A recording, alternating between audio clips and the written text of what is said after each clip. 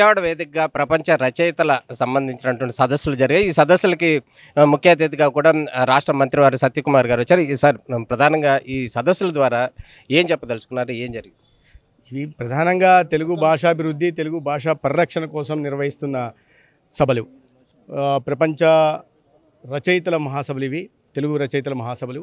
అయితే ఈ సందర్భంగా రచయితల్ని, కవుల్ని వాళ్ళని సన్మానించుకోవడమే కాకుండా తెలుగు భాష మన జీవన విధానానికి ప్రధాన స్తంభంగా ఉంటున్న తెలుగు భాషని పరిరక్షించుకోవాల్సిన అవసరం ఉంది.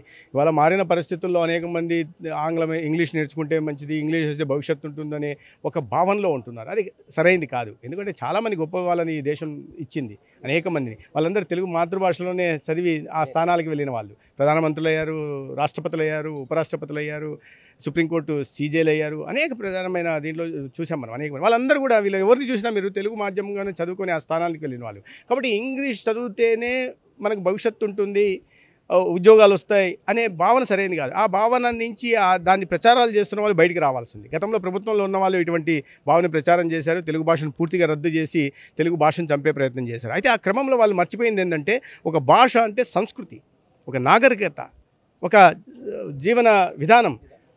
దాన్ని చంపడం వల్ల, ఆ సంస్కృతిని చంపడం వల్ల దాని చుట్టూ అల్లుకొని ఉన్న ఇవన్నీ కూడా, పాటలు పోతాయి, పద్యాలు పోతాయి, సాహిత్యం పోతుంది, కవిత్వం పోతుంది, జానపదాలు పోతాయి, పండుగలు పోతాయి, పబ్బాలు, అన్ని సంప్రదాయాలు అన్నీ పోతాయి. అంటే కుటుంబ వ్యవస్థ ఇవన్నీ కూడా చిన్నబోయే అవకాశం ఉంది. కాబట్టి వాళ్ళు ఆ భాషను చంపే ప్రయత్నంలో ఆ సంస్కృతిని చంపాలని చూశారు. అది సరైనది కాదు. ఆ సంస్కృతిని చంపడం వల్ల ఏ రకమైన సంస్కృతిని తేవాలనుకున్నారు? విదేశీ సంస్కృతిని తీసుకురావాలనుకున్నారా? మీరు నమ్ముతున్న సంస్కృతిని ఇక్కడ ప్రవేశపెట్టాలనుకున్నారా? అసలు ఇటువంటివన్నీ ఉన్నాయి. అయితే వీటిని ప్రజలు గమనించాల్సి ఉంది, ఇటువంటి కుట్రలను గమనించాల్సి ఉంది. అధికారంలో ఉంటున్న పార్టీలు ఇటువంటి కుట్రలు చేయకూడదు. భాషను చంపడం వల్ల వచ్చే నష్టం కాదు, భవిష్యత్తు భావి తరాలను చంపే ప్రయత్నం చేశారు. అయితే ఇప్పుడు ప్రభుత్వం కాపాడే ప్రయత్నం చేస్తానని కేంద్రంలో ఎన్డీఏ ప్రభుత్వం నూతన విద్యా విధానంలో ఖచ్చితంగా ప్రాథమిక విద్య అంతా మాతృభాషలో ఉండాలని తీసుకురావడం వల్ల ప్రజల్లో అనేక పరిశోధనలు చెప్పాయి. ఈ మాతృభాషలోనే ప్రాథమిక విద్య ఉంటే వాళ్ళలో సృజనాత్మక పెరుగుతుందని చెప్పి, తెలివితేటలు పెరుగుతాయని, విశ్లేషించే శక్తి పెరుగుతుందని. వాటి కారణంగానే వాళ్ళు ముందుకెళ్ళగలరు, వాళ్ళ భవిష్యత్తు నిర్మాణం చేసుకోగలరు. కానీ కేవలం ఇంగ్లీష్ మాట్లాడడం వల్ల అనేది సరైన పద్ధతి కాదు. ఆ అభిప్రాయాన్ని మార్చుకోవాల్సింది. అంటే ప్రజల్ని భాగస్వామ్యం చేయాల్సింది, ప్రజల్లో అవగాహన కలిగించాల్సిన అవసరం ఉంది. ఇటువంటి మహాసభలు ఇటువంటి అవగాహన ప్రజల్లో కలుస్తాయి. తద్వారా భాష పరిరక్షణ కానీ అభివృద్ధి కానీ ముందు కొనసాగుతుంది. ఈ కూటమి ఎన్డీఏ ప్రభుత్వం దీనికోసం అనేక చర్యలు తీసుకుంటూ ఉంది. ప్రవేశ పరీక్షల్లో మాతృభాషలో రాసే అవకాశం కలిగిస్తూ ఉంది.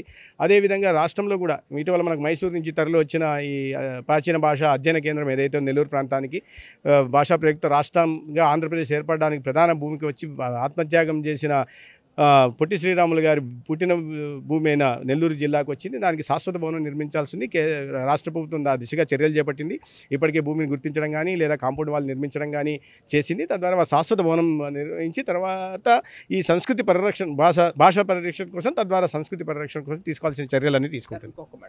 ప్రధానంగా ఈ జీవోలు కానీ ఏవైతే ఉన్నాయో, ప్రభుత్వ సంప్రదింపులు కావచ్చు, అదేవిధంగా న్యాయాలకు సంబంధించినటువంటి తీర్పులు కూడా తెలుగులో వస్తే, మాతృభాషలో వస్తే బెటర్ అనేది చెప్తున్నారు.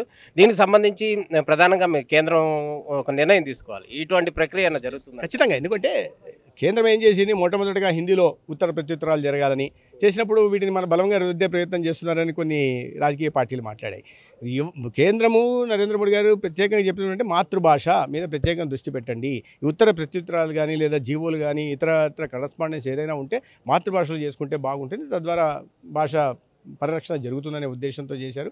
దాంట్లో కూడా రాజకీయాలు చొప్పించడం సరైంది కాదు. కేంద్రం ఆ దిశగా తిరగలేదు. అని చెప్పాను కదా, ప్రవేశ పరీక్షల్లో గతంలో ఇంగ్లీష్లో రాయాల్సి వచ్చేది. ఇక్కడ ఉన్న వాళ్ళకి కాస్త ఇబ్బంది పడే మాట వాస్తవం. ఇప్పుడు ఆ ఇబ్బంది లేదు. మీరు యూపీఎస్సీలు కూడా మాతృభాషలో రాసుకునే అవకాశం కలిగించింది. పూర్తిగా పీజీ దాకా, డిగ్రీ దాకా తెలుగు మాధ్యమంలో చదివిన వాళ్ళు కూడా ఇవాళ రాసుకోవడానికి అవకాశం ఉంది. ఇతరత్ర భాషలు కూడా ప్రాంతీయ భాషల్లో రాసుకునే అవకాశం ఉంది. భాష పరిరక్షణ ద్వారానే ఒక జాతి మనుగడ సాగిస్తుంది, సంస్కృతి పరిరక్షింపబడుతుందనే విషయం ప్రభుత్వం గుర్తించింది. కాబట్టి ఆ దిశగా చర్యలు చేపట్టాలి. ప్రాథమిక విద్య కూడా నిర్బంధంగా కూడా తెలుగు అమలు చేయాలనేటువంటిది కూడా ఒక డిమాండ్. నిర్బంధంగా అంటే ఇప్పుడు చట్టంలో మీరు పెట్టినప్పుడు ప్రాథమిక విద్య ఖచ్చితంగా చేశారు కదా, చట్టమే వచ్చింది కదా. ప్రాథమిక విద్య మాతృభాషలో జరగాలన్నప్పుడు అది నిర్బంధ విద్య అవుతుంది. అది కానీ ఆ పిల్లల్లో కూడా ఇంగ్లీష్లో ప్రాథమికంగా పెట్టారు 5వ తరగతి వరకు. అదే తప్పని చెప్తున్నాను కదా ఆ భాష వాళ్ళు. అందుకని అట్లా కుట్రపూరితమైన చర్య అది.